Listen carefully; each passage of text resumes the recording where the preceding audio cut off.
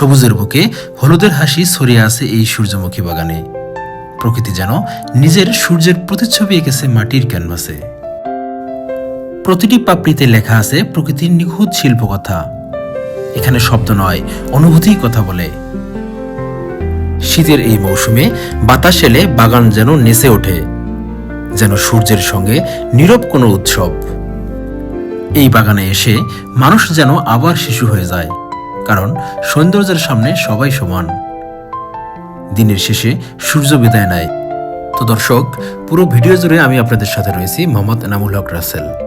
উপভোগ করতে থাকুন আজকের এই ভিডিওটি।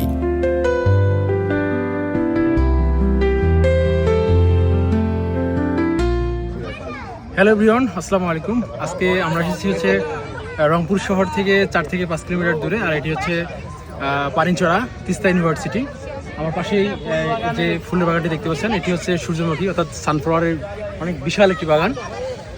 শহরের আশেপাশে এরকম সুন্দর বাগান আমার দেখা সব থেকে বড় বাগান হচ্ছে এটি।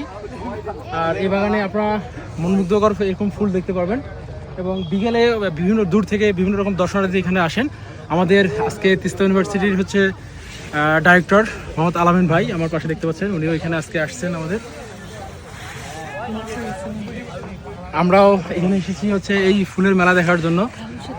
বিকেল থেকে এই জায়গায় সবসময় দর্শনার্থীদের ভিড় থাকে, এবং দূর দূরান্ত থেকে বাইকে করে, প্রাইভেট কারে করে দর্শনার্থীরা আসেন এবং উপভোগ করেন বিকেলের এই সুন্দর ফুলের দৃশ্য।